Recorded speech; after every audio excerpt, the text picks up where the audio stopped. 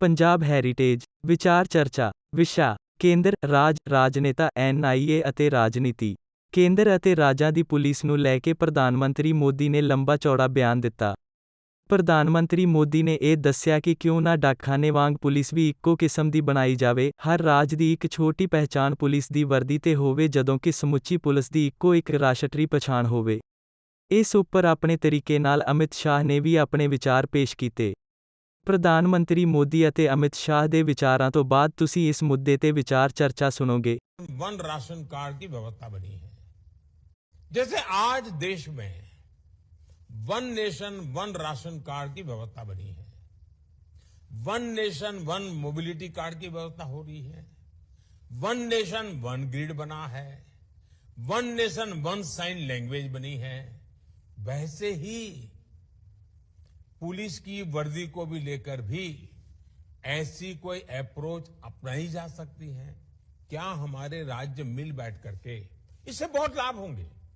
एक तो quality material product होगा क्योंकि मास स्केल पर होगा। कैप होगी तो करोड़ों में कैप की जरूरत पड़ेगी, बेल्ट चाहिए तो करोड़ों में चाहिएगा। और देश का कोई भी नागरिक कहीं पर भी जाएगा, देखते ही उसको पता चले हाँ ये पुलिस वाला है।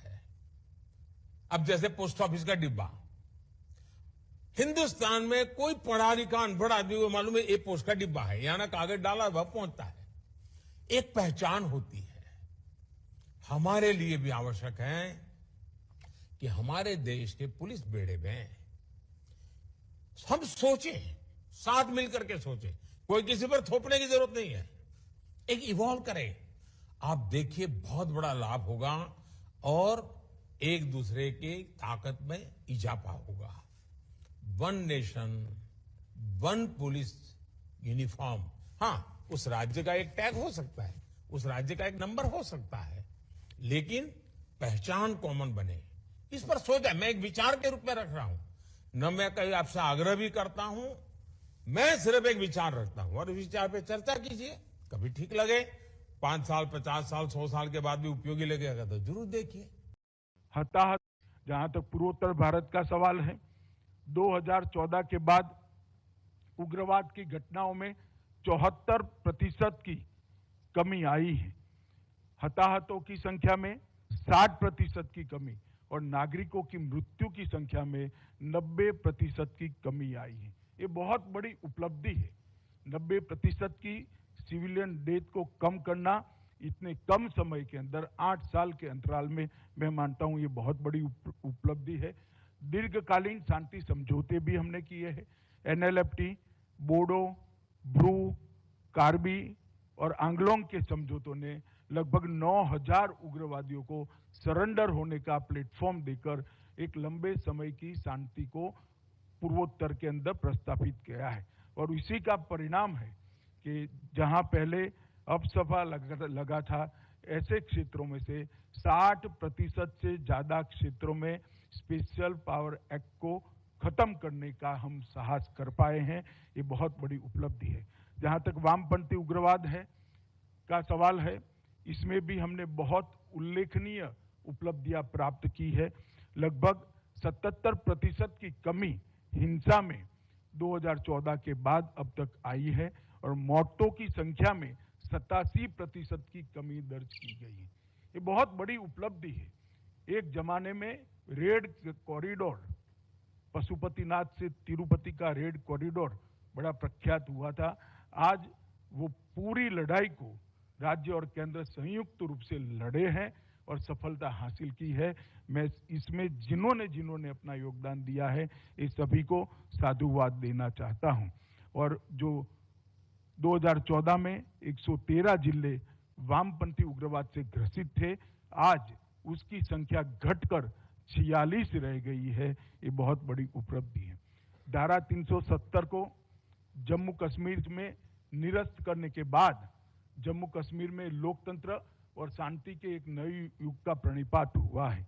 5 अगस्त के पहले के 37 महीने और 5 अगस्त के बाद के 37 महीनों में आतंकवादी घटनाओं में 34% की कमी आई है।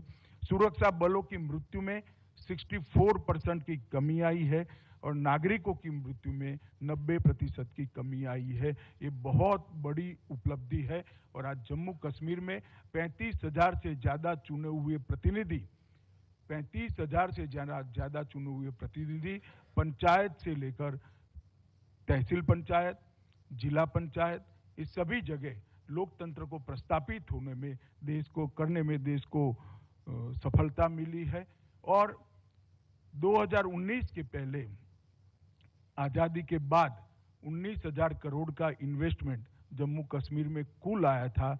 अब 57,000 का इन्वेस्टमेंट सिर्फ 3 साल के अंदर जम्मू कश्मीर में आया है, जो बताता है कि जम्मू कश्मीर अब विकास के रास्ते पर आगे बढ़ चुका। ਕੇਂਦਰ ਰਾਜ ਰਾਜਨੇਤਾ NIA ਅਤੇ ਰਾਜਨੀਤੀ ਕੇਂਦਰ ਅਤੇ ਰਾਜ ਦੇ ਅਧਿਕਾਰਾਂ ਦੀ ਵੰਡ ਨੂੰ ਲੈ ਕੇ ਲਗਾਤਾਰ ਕਸ਼ਮਕਸ਼ ਚੱਲਦੀ ਰਹਿੰਦੀ ਹੈ। ਜਿਹੜੀ ਵੀ ਸਰਕਾਰ ਕੇਂਦਰ ਵਿੱਚ ਸੱਤਾ ਸੰਭਾਲਦੀ ਹੈ, ਉਸ ਦਾ ਹਮੇਸ਼ਾ ਤੋਂ ਇਹ ਧਿਆਨ ਰਹਿੰਦਾ ਹੈ ਕਿ ਉਹ ਅਧਿਕਾਰਾਂ ਦਾ ਵੱਧ ਤੋਂ ਵੱਧ ਕੇਂਦਰੀਕਰਨ ਕਰੇ। ਇਹ ਸਭ ਕੁਝ ਕਰਨ ਲਈ ਲੰਬਾ ਸਮਾਂ ਕੇਂਦਰ ਵਿੱਚ ਰਾਜ ਕਰਨ ਵਾਲੀ ਕਾਂਗਰਸ ਸਰਕਾਰ ਨੇ ਪ੍ਰਥਾ ਸ਼ੁਰੂ ਕੀਤੀ ਸੀ। ਇਸ ਪ੍ਰਥਾ ਦੇ ਤਹਿਤ ਛੋਟੇ ਰਾਜ, ਰਾਜਾਂ ਦਾ ਵਿਸ਼ੇਸ਼ ਸੱਭਿਆਚਾਰ, ਰਾਜਾਂ ਦੀ ਭਾਸ਼ਾ, ਰਾਜਾਂ ਦੇ ਆਰਥਿਕ ਸਰੋਤ, ਰਾਜਾਂ ਦੇ ਪ੍ਰਾਕਿਰਤਕ ਸਰੋਤ ਅਤੇ ਰਾਜਾਂ ਦੀ ਸ਼ਖਸੀ ਆਜ਼ਾਦੀ ਨੂੰ ਹਮੇਸ਼ਾ ਹੀ ਦਰਕਿਨਾਰ ਕਰਨ ਦੀ ਕੋਸ਼ਿਸ਼ ਕੀਤੀ ਜਾਂਦੀ ਰਹੀ ਹੈ। ਇਸ ਨਾਲ ਰਾਜਾਂ ਅਤੇ ਕੇਂਦਰ ਵਿਚਕਾਰ ਹਮੇਸ਼ਾ ਹੀ ਖਿੱਚੋਤਾਣ ਵਾਲਾ ਰਿਸ਼ਤਾ ਬਣਿਆ ਰਹਿੰਦਾ ਹੈ। ਜੰਮੂ ਕਸ਼ਮੀਰ ਅਤੇ ਪੰਜਾਬ ਨੂੰ ਅੰਤਰਰਾਸ਼ਟਰੀ ਸਰਹੱਦ ਨਾਲ ਲੱਗਦੇ ਹੋਣ ਕਾਰਨ ਅਤਿਵਾਦ ਅਤੇ ਵੱਖਵਾਦ ਦੀਆਂ ਘਟਨਾਵਾਂ ਨਾਲ ਜੂਝਣਾ ਪੈਂਦਾ ਹੈ। ਸੁਰੱਖਿਆ ਬਲਾਂ ਦਾ ਲਗਾਤਾਰ ਜਮਾਵੜਾ ਰਾਜਾਂ ਦੀ ਆਰਥਿਕਤਾ ਨੂੰ ਕਮਜ਼ੋਰ ਕਰਦਾ ਹੈ। ਪੰਜਾਬ ਇਸ ਸਥਿਤੀ ਨੂੰ ਭੁਗਤ ਰਿਹਾ ਹੈ। ਸੁਰੱਖਿਆ ਬਲਾਂ ਦੀ ਵਰਤੋਂ ਸਮੇਂ ਚੜ੍ਹਿਆ ਕਰਜ਼ਾ ਪੰਜਾਬ ਨੂੰ ਪਹਿਲੇ ਦਰਜੇ ਤੋਂ ਕਿਤੇ ਨੀਚੇ ਲੈ ਗਿਆ ਹੈ। ਰਾਜਾਂ ਦੀ ਅਜਿਹੀ ਸਥਿਤੀ ਦਾ ਸਹਾਰਾ ਲੈਂਦੇ ਹੋਏ ਬਹੁਤ ਸਾਰੇ ਗੈਰ ਸਮਾਜਿਕ ਤੱਤ ਵੀ ਸਰਗਰਮ ਹੋ ਜਾਂਦੇ ਹਨ। ਇਸ ਕਾਰਨ ਇਹਨਾਂ ਰਾਜਾਂ ਵਿੱਚ ਕਿਧਰੇ ਨਾ ਕਿਧਰੇ ਸਖਤੀ ਵੀ ਕੀਤੀ ਜਾਂਦੀ ਹੈ। ਇਸ ਸਖਤੀ ਨਾਲ ਲੋਕਾਂ ਦੇ ਮਾਨਵ ਅਧਿਕਾਰਾਂ ਦਾ ਨਿਰੰਤਰ ਤੌਰ ਤੇ ਹਨਨ ਹੁੰਦਾ ਰਹਿੰਦਾ ਹੈ। ਸ਼ਾਇਦ ਇਹ ਹੀ ਕਾਰਨ ਹੈ ਕਿ ਇਸ ਦੌਰ ਵਿੱਚ ਪੰਜਾਬ ਦੇ ਜੇਲ੍ਹਾਂ ਵਿੱਚ ਬੰਦ ਕੀਤੇ ਹੋਏ ਕੁਝ ਨੌਜਵਾਨ, ਜਿਨ੍ਹਾਂ ਨੂੰ ਪੰਜਾਬ ਵਿੱਚ ਬੰਦੀ ਸਿੰਘਾਂ ਦਾ ਨਾਂ ਦਿੱਤਾ ਜਾਂਦਾ ਹੈ, ਉਹਨਾਂ ਨੂੰ ਇੱਕ ਜਾਂ ਦੂਸਰੀ ਕਿਸਮ ਦੇ ਬਹਾਨੇ ਲਗਾ ਕੇ ਜੇਲ੍ਹਾਂ ਵਿੱਚੋਂ ਰਿਹਾ ਨਹੀਂ ਕੀਤਾ ਜਾ ਰਿਹਾ। ਹਾਲਾਂਕਿ ਇਹ ਸੱਚ ਹੈ ਕਿ ਉਹਨਾਂ ਵਿਅਕਤੀਆਂ ਨੇ ਸੰਵਿਧਾਨਕ ਤੌਰ ਤੇ ਆਪਣੇ ਕੀਤੇ ਹੋਏ ਜੁਰਮ ਦੀ ਸਜ਼ਾ ਭੁਗਤ ਲਈ ਹੈ। ਇਸ ਕਿਸਮ ਦੀ ਰਾਜ ਅਤੇ ਕੇਂਦਰ ਦੀ ਸਥਿਤੀ ਨੂੰ ਸੁਰੱਖਿਅਤ ਕਰਨ ਦੇ ਨਾਂ ਹੇਠ ਕੇਂਦਰ ਸਰਕਾਰ ਨੇ ਇੱਕ ਹੋਰ ਵੱਡੀ ਪਹਿਲ ਕੀਤੀ ਹੈ। ਅਸੀਂ ਸਾਰੇ ਜਾਣਦੇ ਹਾਂ ਕਿ ਕੁਝ ਚਿਰ ਪਹਿਲਾਂ ਪੰਜਾਬ ਦੇ ਅੰਤਰਰਾਸ਼ਟਰੀ ਬਾਰਡਰ ਦੇ ਨਾਲ ਲੱਗਦੇ ਇਲਾਕਿਆਂ ਵਿੱਚ, ਜਿੱਥੇ BSF ਲਗਾਈ ਹੁੰਦੀ ਹੈ, ਉਸ ਦਾ ਕਾਰਜ ਖੇਤਰ 50 ਕਿਲੋਮੀਟਰ ਤੱਕ ਵਧਾ ਦਿੱਤਾ ਗਿਆ ਹੈ। ਅੱਜਕੱਲ੍ਹ ਵੱਖ-ਵੱਖ ਰਾਜਾਂ ਦੇ ਗਵਰਨਰ, ਕੇਂਦਰ ਦੀ ਸੰਵਿਧਾਨਕ ਭੂਮਿਕਾ ਦੇ ਨਾਂ ਹੇਠ, ਬਹੁਤ ਵਾਰ ਰਾਜ ਦੀਆਂ ਚੁਣੀਆਂ ਹੋਈਆਂ ਸਰਕਾਰਾਂ ਨਾਲ ਉਲਝ ਜਾਂਦੇ ਹਨ।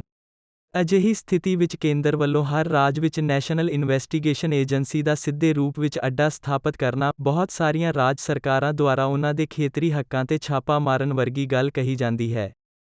ਹਾਲਾਂਕਿ ਇਹ ਵੀ ਸੱਚ ਹੈ ਕਿ ਨਿਰੰਤਰ ਤੌਰ ਤੇ ਕੇਂਦਰ ਦੀਆਂ ਏਜੰਸੀਆਂ ਨੂੰ ਰਾਜ ਸਰਕਾਰਾਂ ਵੱਲੋਂ ਹੀ ਬੁਲਾਵਾ ਦਿੱਤਾ ਜਾਂਦਾ ਰਿਹਾ ਹੈ। ਅੱਜਕੱਲ੍ਹ ਜਦੋਂ ਕੇਂਦਰ ਸਰਕਾਰ ਦੁਆਰਾ ਸਿੱਧੇ ਤੌਰ ਤੇ ਦਖਲ ਦੇਣ ਦੀ ਗੱਲ ਕਹੀ ਹੈ ਤਾਂ ਕਾਫੀ ਹੱਲਾ-ਗੁੱਲਾ ਹੋ ਰਿਹਾ ਹੈ। ਅਸੀਂ ਸਾਰੇ ਇਸ ਗੱਲ ਤੋਂ ਜਾਣੂ ਹਾਂ ਕਿ ਇਸ ਬਾਰੇ ਕਿਧਰੇ ਨਾ ਕਿਧਰੇ ਰਾਜ ਸਰਕਾਰ ਦੁਆਰਾ ਵਰਤੀਆਂ ਜਾਣ ਵਾਲੀਆਂ ਸੁਰੱਖਿਆ ਏਜੰਸੀਆਂ ਵੀ ਜ਼ਿੰਮੇਵਾਰ ਹਨ। ਰਾਜ ਸਰਕਾਰਾਂ ਦੀਆਂ ਸੁਰੱਖਿਆ ਏਜੰਸੀਆਂ ਦੀ ਵਿਸ਼ਵਾਸਯੋਗਤਾ ਤੇ ਨਿਰੰਤਰ ਪ੍ਰਸ਼ਨ ਚਿੰਨ੍ਹ ਲੱਗ ਰਹੇ ਹਨ। ਜਦੋਂ ਕਿਧਰੇ ਵੀ ਕੋਈ ਵੱਡੀ ਘਟਨਾ ਵਾਪਰਦੀ ਹੈ ਤਾਂ ਤੁਰੰਤ ਮੰਗ ਉੱਠ ਖੜ੍ਹਦੀ ਹੈ ਕਿ ਇਸ ਦੀ ਜਾਂਚ ਕੇਂਦਰੀ ਏਜੰਸੀ ਤੋਂ ਕਰਵਾਈ ਜਾਵੇ। ਅਸੀਂ ਸਾਰੇ ਜਾਣਦੇ ਹਾਂ ਕਿ ਪੰਜਾਬ ਵਿੱਚ ਬੇਅਦਬੀ ਦੇ ਮਾਮਲਿਆਂ ਬਾਰੇ ਕੇਂਦਰੀ ਏਜੰਸੀਆਂ ਤੋਂ ਜਾਂਚ ਕਰਾਉਣ ਲਈ ਇਹ ਕੇਸ CBI ਨੂੰ ਸੌਂਪ ਦਿੱਤਾ ਗਿਆ ਸੀ। ਕੁਝ ਸਮੇਂ ਬਾਅਦ ਫਿਰ ਇਹ ਕੇਸ ਵਾਪਸ ਪੰਜਾਬ ਸਰਕਾਰ ਨੇ ਆਪਣੇ ਹੱਥ ਵਿੱਚ ਲਿਆ ਹੈ। ਉਹਨਾਂ ਲਈ ਇਹ ਸਾਰਾ ਕੁਝ ਤਾਂ ਵਾਪਰ ਰਿਹਾ ਹੈ ਕਿ ਲੋਕਾਂ ਦਾ ਕੇਂਦਰੀ ਏਜੰਸੀਆਂ ਵਿੱਚ ਵਿਸ਼ਵਾਸ ਬਣਿਆ ਹੋਇਆ ਹੈ। ਕੇਂਦਰ ਦੀ ਸੱਤਾ ਵਿੱਚ ਬੈਠੀ ਰਾਜਨੀਤਿਕ ਪਾਰਟੀ ਨੂੰ ਵੱਡੇ-ਵੱਡੇ ਨੇਤਾਵਾਂ ਦੇ ਪੈਰਾਂ ਹੇਠੋਂ ਜ਼ਮੀਨ ਖਿਸਕਾਉਣ ਲਈ ਕਈ ਵਾਰ ਕਈ ਕਿਸਮ ਦੇ ਸਿਆਸੀ ਹੱਥਕੰਡੇ ਵਰਤਣੇ ਪੈਂਦੇ ਹਨ। ਅਸੀਂ ਸਾਰੇ ਪੰਜਾਬ ਵਿੱਚ ਇਸ ਤੱਥ ਤੋਂ ਜਾਣੂ ਹਾਂ ਕਿ ਕਿਸੇ ਇੱਕ ਪਾਰਟੀ ਦੁਆਰਾ ਥਾਪੇ ਗਏ ਮੁੱਖ ਮੰਤਰੀ ਦੀ ਕਾਰਜਸ਼ੈਲੀ ਵਿੱਚ ਕੇਂਦਰ ਦੀ ਰਾਜਸੀ ਪਾਰਟੀ ਦੀ ਪਰਦੇ ਦੇ ਪਿੱਛੋਂ ਸਿੱਧੀ ਦਖਲ-ਅੰਦਾਜ਼ੀ ਸੀ। ਜਿਵੇਂ ਹੀ ਕਾਰਜਕਾਲ ਖਤਮ ਹੋਇਆ ਤਾਂ ਕਈ ਵੱਡੇ ਨੇਤਾ ਟਪੂਸੀ ਮਾਰ ਕੇ ਪਰਦੇ ਦੇ ਸਾਹਮਣਿਓਂ ਪਾਰਟੀ ਕੋਲ ਜਾ ਪਹੁੰਚੇ। ਇਸ ਸਾਰੇ ਮਸਲੇ ਨੂੰ ਕਿਧਰੇ ਨਾ ਕਿਧਰੇ ਕੇਂਦਰ ਸਰਕਾਰ ਦੇ ਡਰ ਨਾਲ ਜੋੜ ਕੇ ਦੇਖਿਆ ਜਾਂਦਾ ਹੈ। ਸਾਡੇ ਮੁਲਕ ਦੇ ਬਹੁਤ ਸਾਰੇ ਨੇਤਾਵਾਂ ਨੇ ਵੱਡੀ ਪੱਧਰ ਤੇ ਧਨ ਇਕੱਤਰ ਕੀਤਾ ਹੈ। ਜਦੋਂ ਹੀ ਕਿਸੇ ਨੇਤਾ ਦੇ ਘਰ ਤੇ NIA ਦਾ ਛਾਪਾ ਪੈਂਦਾ ਹੈ ਤਾਂ ਉਸ ਨਾਲ ਉਸ ਵਿਅਕਤੀ ਨੂੰ ਪ੍ਰਭਾਵਿਤ ਕਰਨ ਦੀਆਂ ਸੰਭਾਵਨਾਵਾਂ ਬਣ ਜਾਂਦੀਆਂ ਹਨ। ਇਸ ਗੱਲ ਦਾ ਤਾਂ ਭਵਿੱਖ ਹੀ ਨਿਬੇੜਾ ਕਰੇਗਾ ਕੇਂਦਰ ਸਰਕਾਰ ਦੇ ਇਸ ਫੈਸਲੇ ਦਾ ਰਾਜਸੀ ਦਲਾਂ ਦੁਆਰਾ ਕਿੰਨਾ ਕੁ ਲਾਹਾ ਲਿਆ ਜਾਂਦਾ ਹੈ। ਇਹ ਸਰਬ ਪ੍ਰਵਾਨਿਤ ਸੱਚ ਹੈ ਕਿ NIA ਦਾ ਦਫ਼ਤਰ ਰਾਜਾਂ ਵਿੱਚ ਖੁੱਲ੍ਹਣ ਨਾਲ ਕੇਂਦਰ ਦਾ ਪ੍ਰਭਾਵ ਹੋਰ ਵੱਧ ਜਾਵੇਗਾ।